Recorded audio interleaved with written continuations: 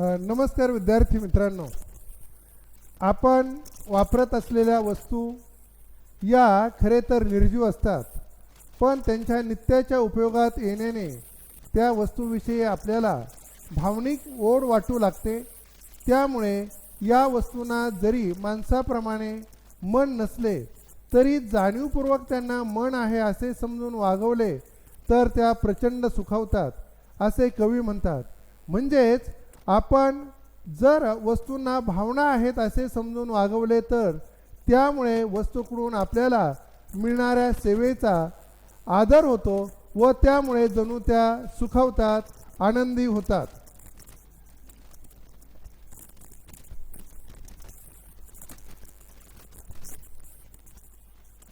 मी अशोक नाथा गर्जे, सहशिक्षक श्रीतिलोक जैन विद्यालय पाथर्डी या ठिकाणी मराठीचे अध्यापन करतो.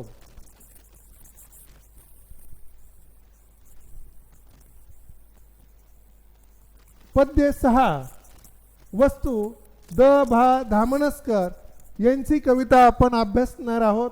यांचा पूर्ण आपण परिचय पाहूया, कवीचा परिचय पाहूया. त्यांचं पूर्ण नाव आहे दत्तात्रय भास्कर धामणसकर, जन्म 1960. प्रसिद्ध कवी, वाचकाच्या मानस स्पर्श करणाऱ्या कवितांचे लेखन, भावोत्कटता, प्रांजळता, सामाजिक व्यवस्थेतील ताणतणावामुळे निर्माण होणारे अस्वस्थता व्यक्त करणारी संवेदनशील मन आणि अभिव्यक्तीतील संयम ही त्यांच्या काव्यलेखनाची वैशिष्ट्ये होत. यानंतर आपण त्यांचं साहित्य लेखन पाहणार आहोत. कवीने कोणतं साहित्य लेखन केलेलं आहे, त्यांनी काव्यसंग्रह कोणता लिहिला पहा. प्राक्तनाचे संदर्भ, बरेच काही उगवून आलेले, भरून आलेले आकाश, कविता दशकांची या संग्रहातून त्यांच्या कविता वाचकापर्यंत पोहोचल्या आहेत. त्यामधलीच भरून आलेले आकाश या काव्यसंग्रहातून त्यांनी वस्तू ही कविता घेतलेली आहे. यानंतर आपण आता कवितेचा आशय पाहणार आहोत. प्रस्तुत कविता ही भरून आलेले आकाश या काव्यसंग्रहातून घेतली आहे. निर्जीव वस्तू या मानवी जीवनाचा एक अविभाज्य घटक असतात. या वस्तूसोबत माणसाच्या भावना जोडलेल्या असतात. त्यामुळे या वस्तूंना भावनेने जपले पाहिजे असा संदेश कवी द भा धामणसकर यांनी या कवितेतून दिलेला आहे. या कवितेचा आपण आता साहित्य प्रकार पाहणार आहोत. या कवितेचा साहित्य प्रकार आहे मुक्तछंद आणि या कवितेमधली मूल्य आहेत वक्तशीरपणा, नीटनेटकेपणा. विद्यार्थी मित्रांनो, मुक्तछंदाबद्दल मी तुम्हाला आता काही माहिती सांगतो. अक्षरगण वृत्तात रचना करताना कवीला अक्षरे, गण व यती यांचे बंधन पाळावे लागते. मात्रा वृत्तात रचना करताना मात्राचे बंधन पाळावे लागते. छंदामध्ये थोड्या सैलपणाने का होईना अक्षराचे व यमकाचे बंधन तो पाळतो, पण वरील प्रकारचे कोणतेच बंधन न स्वीकारता कवी आपल्या भावना किंवा विचार वेगळ्या पद्धतीने मांडू शकतो. अशा प्रकारची रचना छंदोरचनेच्या अनेक बंधनातून मुक्त असते. म्हणून या रचना प्रकाराला मुक्तछंद असे नाव देण्यात आलेले आहे. यानंतर आपण या कवितेमधून काय शिकायचे, काय अभ्यासायचे ते पाहणार आहोत. मुक्तछंद साहित्य प्रकाराची ओळख व्हावी, वस्तूंनाही भावना असतात याची माहिती व्हावी. त्यानंतर आपण या वस्तूतून काय शिकायचे ते पाहूया. व्यक्ती आणि वस्तू यांचे संबंध समजावून घेतो. वस्तूंनाही भावना असतात हे समजावून वस्तू वापराव्यात. यानंतर आपल्याला एक प्रश्न येतो परीक्षेमध्ये, कृती विचारली जाते. या कवितेचे कवी कोण, तर त्याचं उत्तर आपण लिहायचं द भा धामणसकर. त्यानंतर दुसरा एक प्रश्न विचारला जातो, कवितेचा विषय कोणता, तर कवितेचा विषय सहज सांगायचा निर्जीव वस्तूंचा सजीवपणा. त्यानंतर या कवितेचा रचना प्रकार कोणता आहे, तर तो मुक्तछंद. आणि या कवितेचा काव्यसंग्रह जो आहे तो सांगायचा आपण भरून आलेले आकाश. आता विद्यार्थी मित्रांनो, यानंतर आपण या प्रस्तुत कवितेतून मिळणारा संदेश पाहणार आहोत आणि प्रस्तुत कवितेतून व्यक्त होणारा विचार पाहणार आहोत. सुरुवातीला आपण कवितेतून मिळणारा संदेश पाहणार आहोत. पा माणसाने वस्तूशी प्रेमाने वागले पाहिजे. आपण वापरलेली वस्तू रूपाने आपले अस्तित्व मागे शिल्लक राहते. वस्तूचा उपयोग संपला की वस्तूंना टाकून देऊ नये. त्यांना टाकून देणे म्हणजे आपले अस्तित्व आपण स्वतः संपवून टाकणे. हे टाळण्यासाठी आपण वस्तूशी स्नेहाने संवेदनशीलतेने वागले पाहिजे. यानंतर आपण या कवितेतून व्यक्त होणारा विचार पाहणार आहोत. निर्जीव वस्तूंना आपण मन नसते असे म्हणतो. कवीच्या मते त्यांना मन असते, भावना असते, त्या संवेदनशील असतात. त्यांच्या दर्शनाने त्या वापरण्याच्या व्यक्तिमत्व लक्षात येते. म्हणून माणसाने वस्तूशी प्रेमाने आत्मीयतेने वागले पाहिजे. आपण माणसाशी वागतो तसेच वस्तूशी वागले पाहिजे असा महत्त्वाचा विचार या कवितेतून मांडलेला आहे. विद्यार्थी मित्रांनो, तुम्हाला वाक्प्रचार परीक्षेला येतात. काही वाक्प्रचार मी स्क्रीनवर दिलेले आहेत, ते एकदा वाचतो, तुम्ही लक्षात ठेवा. जीव नसणे त्याचा अर्थ आहे प्राण नसणे. मान देणे म्हणजे आदर करणे, हमी देणे, आश्वासन देणे. त्यानंतर लाडावून ठेवणे म्हणजे सतत कौतुक करणे. आयुष्य संपणे म्हणजे मरण येणे. निरोप देणे म्हणजे सोडणे. आणि शाबूत ठेवणे म्हणजे जपून ठेवणे, शिल्लक ठेवणे. आता यानंतर आपण आपलं जे कडवं आहे त्याची सुरुवात करणार आहोत. वस्तू कशा हाताळाव्यात व कशा जपाव्यात हे सांगताना कवी म्हणतात पहा. वस्तूंना जीव नसेल कदाचित, पण जीव नसल्यासारखे वागू नये त्यांना. वस्तूंना मनही नसेल कदाचित, पण ते असल्यासारखे वागवले तर वस्तू प्रचंड सुखवतात. आता आपण याचा भावार्थ पाहणार आहोत. वस्तूंना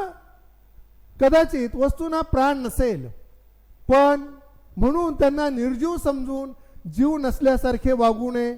वस्तूंनाही माणसासारखा जीव असतो. कदाचित वस्तूंना मनही नसेल, परंतु त्यांना मन असल्यासारखे आपण वागवले तर त्या वस्तूंनाही प्रचंड आनंद होतो. वस्तू माणसासारख्या संवेदनशील असतात. यानंतर विद्यार्थी मित्रांनो, तुम्हाला यावर आकृती पूर्ण करा असा एक प्रश्न विचारला जातो.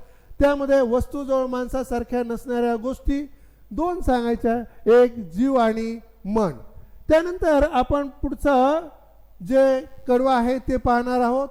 वस्तू निखालस सेवकच असतात आपल्या, तरीही बरोबरीचाच मान द्यावा त्यांना. वस्तूंना वेगळी स्वतंत्र खोली नको असते. त्यांना फक्त आपल्या मानलेल्या जागेवरून निष्कासित न होण्याची हमी द्यावी. आता याचा आपण भावार्थ पाहूया. खरे म्हणजे वस्तू आपल्या सेवेत रमतात, त्या आपल्या चाकर असतात. वस्तू या मानवाच्या गरजा पूर्ण करण्यासाठी तयार केल्या गेल्या आहेत. त्या आपली सेवा करतात, आपल्या कामी येतात. त्यामुळे आपण त्यांना कमी न समजता बरोबरीचा मान देणं गरजेचं असतं. त्यांना समान दर्जा द्यावा, बरोबरीच्या स्नेहभावाने सन्मान द्यावा. वस्तूंना वेगळी आणि स्वतंत्र खोली नको असते. त्यांना तुमच्याबरोबरच राहायचं असतं. त्या स्वतःला वेगळं मानत नाहीत. फक्त त्यांना नेमलेल्या आपल्या मानलेल्या जागेवरून न हटवण्याचे आश्वासन द्या. त्या ज्या जागेवर असतात त्या जागेवर त्यांचे प्रेम जडलेले असते. यानंतर आपण पुढचा कडवं पाहणार आहोत.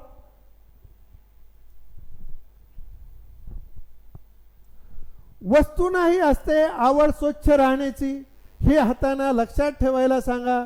वस्तूंनाही जपावे, लाडावून ठेवावे. त्यापुढे जाऊन त्याच जिवंत ठेवणार आहेत आपला स्नेह नंतरच्याही काळात. आता याचा आपण भावार्थ पाहूया. वस्तू हाताळताना आपले घाणेरडे हात त्यांना लावू नका. वस्तूंनाही स्वच्छतेची प्रचंड आवड असते. हे हातांनी चांगले लक्षात ठेवायला हवे. वस्तूंना जीवापाड जपावे, काळजी घ्यावी. क्वचित त्यांचे खूप लाडही करावेत. आपल्या वापरात आलेल्या वस्तूंची योग्य ती काळजी घ्यावी. त्यांना जपावे व त्यांचे लाडही करावेत. कारण आपण या आयुष्यातून निघून गेल्यानंतरही या वस्तूच आपला स्नेह जिवंत ठेवणार आहेत. या वस्तूशी निगडीत आपल्या आठवणी या जगात कायम स्वरूपात राहतील. एखाद्या लहान गोजीरवाण्या बालकासारखी त्यांची काळजी घ्यावी व लाडवून ठेवावे, कारण भविष्य काळात याच वस्तू आपली माया, जिव्हाळा, स्नेह निरंतर जिवंत ठेवणार आहेत. विद्यार्थी मित्रांनो, यामध्ये आपल्याला चैतन्य गुणोक्ती अलंकार दिसून येतो, कारण या ठिकाणी त्या वस्तू लाडवणं किंवा त्यांना मन आहे, त्यानंतर त्या नौकर आहेत असं आपण मानतो, म्हणून या ठिकाणी चेतन गुणोक्ती अलंकार आहे.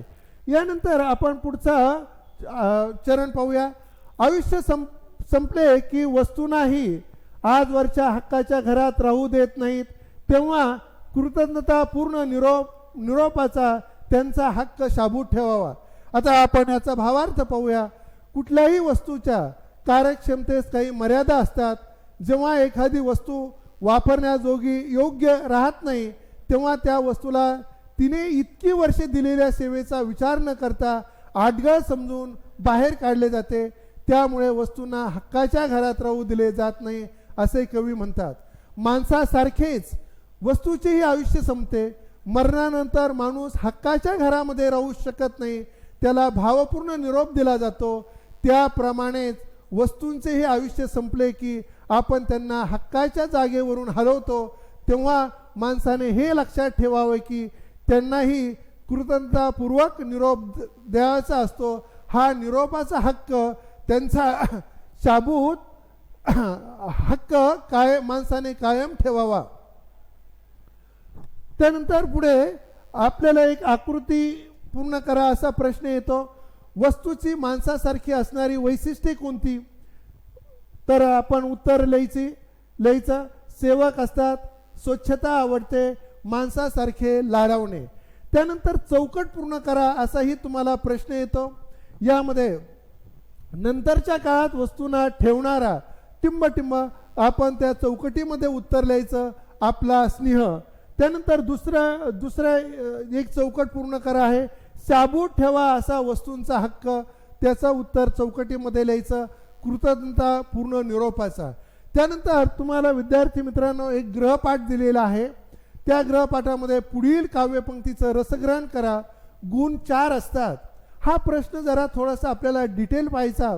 व्यवस्थित मार्क आपल्याला 4 पैकी 4 कमीत कमी मार्क्स मिळाले पाहिजेत. यासाठी तुम्हाला हे स्वमताचा जो प्रश्न आहे, रसग्रहणाचा जो प्रश्न आहे तो मी तुम्हाला प्रत्यक्षात आता या ठिकाणी कसा लिहायचा आहे ते सविस्तर थोडंसं सांगतो. लक्षपूर्वक तुम्ही म्हणजे लक्ष द्या आणि परीक्षेला व्यवस्थित त्याचं उत्तर लिहा. प्रश्न तुम्हाला असा येतो, काव्यपंक्ती येते असते, वस्तूंना मनही नसेल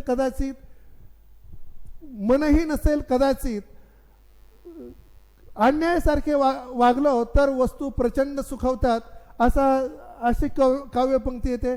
याचा आपण कसं रसग्रहण करायचं. आशय सौंदर्यामध्ये 3 आपल्याला टप्पे लिहायचे. याच्यामध्ये आशय सौंदर्य, काव्य सौंदर्य आणि भाषिक वैशिष्ट्ये असे 3 टप्पे करून या प्रश्नाचं उत्तर आपल्याला लिहायचं. आता मी तुम्हाला व्यवस्थित उत्तर सांगतो, लक्ष द्या. आशय सौंदर्यामध्ये आपण व्यवस्थित अशी ओळ तयार करायची.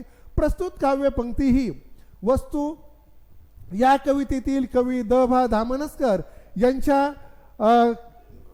यांच्या वस्तू या कवितेतील भरून आलेले आकाश या काव्यसंग्रहातून घेतलेली आहे. निसर्ग थोडं खाली घ्यायचं. निर्जीव वस्तूंनाही सजीव प्राणी मात्रांसारख्या भावना असतात, त्या संवेदनशील असतात हे बिंबवले आहे. तसेच वस्तूंना सहानुभूतीने समजून घ्यायला हवे आणि त्यांना प्रेमाने वागवायला हवे असे सांगितले आहे. यानंतर आपण तुम्हाला काव्य सौंदर्य सांगतो. यामध्ये तुम्हाला समजलेला कवितेचा त्या ओळीचा अर्थ सांगायचा. बहुतेक माणसे वस्तूंना निर्जीव समजतात आणि त्यांच्याशी निर्दयतेने वागतात, त्यांना कसेही हाताळतात. माणसाच्या या कठोर कृत्यावर भाष्य करताना वरील ओळीत कवी म्हणतात की कदाचित वस्तूंना जीव नसेलही आणि मनही नसेल, त्यांना आपण कठोरपणे वागवावे का? वस्तूंना मन आहे असे समजून जर त्यांच्याशी आपण चांगले वर्तन केले तर वस्तूंना खूप आनंद होतो, त्या सुखावतात. आपल्या कुटुंबातील त्या घटक आहेत अशी आपुलकी आपण दाखवली तर वस्तूही आपल्याला प्रेम व माया देतील. यानंतर आता शेवटचा मुद्दा आपल्याला लिहायचा भाषिक सौंदर्य. मुक्त शैलीतल्या या रचनेमुळे कवीनी या ओळीतून रसिकांशी थेट संवाद साधला आहे. कवितेमध्ये चेतनोन्मुक्ती अलंकार आहे. भाषा साधी, सोपी, सरळ, सहज समजणारी आहे. वस्तू व माणूस यातील स्नेहसंबंध आत्मीयतेने जपायला हवा हा संदेश अगदी हळुवार पद्धतीने कवीने दिलेला आहे. धन्यवाद. यानंतर पुन्हा भेटूया पुढील व्हिडिओमध्ये.